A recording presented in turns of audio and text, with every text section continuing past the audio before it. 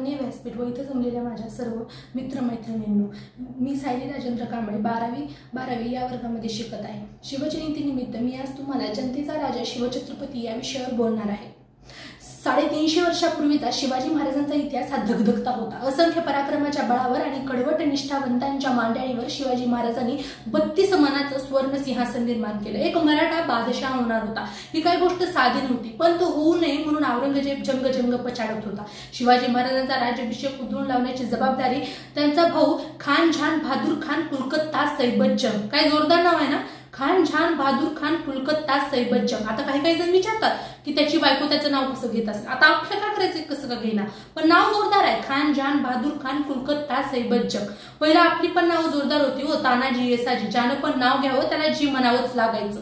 पण आता आपणच आपली नावं बदलून टाकली, आता दुसऱ्याच हंजी करायची सवय लागली। स्वाभिमान दिला होता शिवाजी महाराजांनी, स्वाभिमान। बहादूर खानाने खूप प्रयत्न केले पण शिवाजी महाराजांचा राज्याभिषेक झाला। औरंगजेब प्रचंड संतापला। औरंगजेबाने बहादूर खानाला पत्र लिहिलं, अरे तू काय करत आहेस, तिकडे तर शिवाजी महाराजांचा राज्याभिषेक झाला। तेव्हा बहादूर खानाने त्याला प्रत्युत्तर म्हणून लिहिलं की हुजूर, त्या खुदाचीच इच्छा होती की शिवाजी हा छत्रपती व्हावा। काय जोरदार उत्तर आहे ना। पण या उत्तरामुळे औरंगजेबाला प्रचंड राग आला, पण त्या रागाचा औषध सुद्धा बहादूर खानाला माहित होतं। बहादूर खानाने त्याला प्रत्युत्तर म्हणून उत्तर लिहिलं की हुजूर, माझ्याकडे 1 कोटी आहे, जसं पावसाळा संपवतो तसं 1 कोटी पाठवून देतो। औरंगजेबाचा रागच गेला, 1 कोटी होय, दे लवकर दे, रागच निघून गेला। पण जेवढी वेगाने ही बातमी औरंगजेबाला समजली होती, तेवढी जास्त वेगाने ही बातमी शिवाजी महाराजांना समजली। शिवाजी महाराजांनी त्यांचा संघ सेनापती हंबीरराव मोहितेंना बोलावलं। त्यांनी सांगितलं की बहादूर गडावर 1 कोटी आहेत, आणतो। नाही म्हणणे हा प्रकारच नाही, नाहीतर हंबीरराव मोहितेंना म्हणता आलं असतं, नाही पावसाळ्याचा दिवस आहे, मला पण सर्दीची आहे, बघू पावसाळा झाल्यावर। नाही म्हणणे हा प्रकारच नाही। शिवचरित्र हा एकमेव इतिहास आहे जिथे नाही म्हणणे हा प्रकारच नव्हता। पण बहादूर गडावरून 1 कोटी आणणं सोपं होतं का? नाही, कारण जेव्हा राज्याभिषेक झाला तेव्हा सर्व सैनिक आपापल्या गावाकडे शेतीबाडीसाठी गेलेले होते। पण शिवाजी महाराजांनी एक राखीव फोर्सची नियोजन केलेले होते। ही राखीव दलाची योजना ही शिवाजी महाराजांनी सुरू केली। मग हंबीरराव मोहितेंनी काय केलं, 10,000 मधील सैन्यापैकी 1,000 हे रायगडाच्या रक्षणासाठी ठेवले आणि उरलेले 9,000 हे आपल्या सोबत घेतले आणि 9,000चे 2 भाग केले, एक 7,000चा आणि एक 2,000ची। 2,000ची सैन्य आपल्या सोबत घेतली आणि 7,000चे सैन्य हे बहादूरगडाकडे हर हर महादेव, जय भवानी, जय शिवाजी असे नारे करत बहादूरगडाकडे गेले। बहादूरगडाकडील सैनिकांना आवाज आला, हर हर महादेव, जय भवानी, जय शिवाजी। त्यांनी बहादूर खानाला सांगितलं, हुजूर वो आ गए। कोण? मराठी हुजूर? ते तर रात्री येतात, दिवसा कसं काय आले? हे खरं आहे, शिवाजी महाराजांच्या सर्व लढाया रात्रीच्या होत्या। काळोखाचा फायदा उठावा आणि बलाढ्य सैन्याची छोट्या फौजनीशी हल्ला करणे हे शिवाजी महाराजांचं तंत्रच होतं।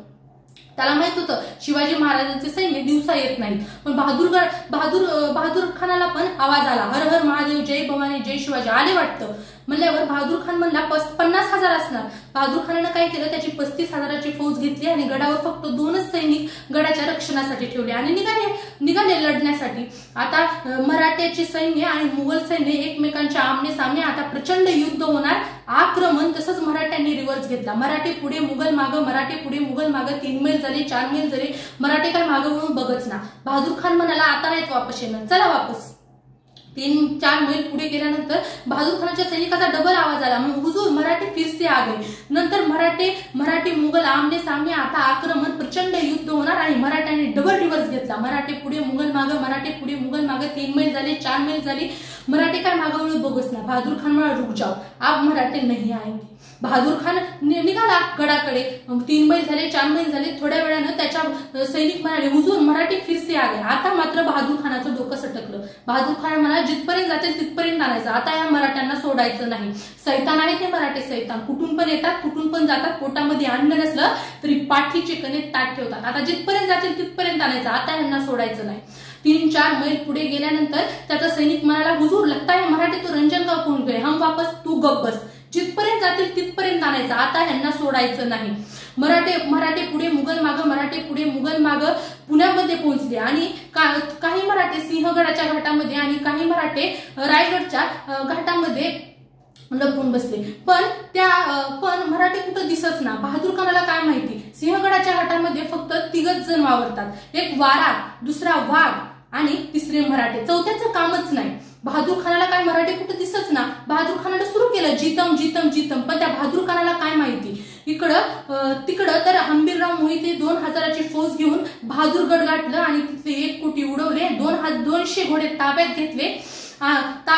बहादूर खान तर इकडे जितम करत आपल्या गडाकडे आला आणि त्याचे सुजलेले सैनिक त्याच्याकडे आले आणि म्हणाले, हुजूर सब ले गए. कोण? मराठी हुजूर, तो हम किसके पीछे भाग रहे थे? मराठी हुजूर, तो यहाँ कौन आया था? मराठी हुजूर, ये कैसे हुआ? ऐसे ही हुआ हुजूर. आणि मग त्या बहादूर खानाला समजलं, असं बनवलं होय, 7000 मराठ्यांनी आम्हाला इकडून इकडं पळवलं आणि 2000 मराठ्यांनी इकडं काम तमाम केलं. हे खुदा कैसे हे मराठी. आता मला सांगा, ह्याच्यामध्ये प्रत्यक्षात लढाई झाली का? नाही. शिवाजी महाराजांनी प्रत्येक गोष्टीमध्ये पर्याय शोधला. जेव्हा आपल्यासाठी एक दार बंद होतं तेव्हा 10 दारं आपल्यासाठी उघडलेली असतात. त्या 10 दाराकडे आपण लक्ष दिलं पाहिजे आणि शिवाजी महाराजांनी तेच केलं. जाता जाता मी एवढंच बोलेन की मी लढत राहीन. मी जोपर्यंत जिंकत नाही तोपर्यंत मी झुंजत राहीन. जय हिंद, जय महाराज.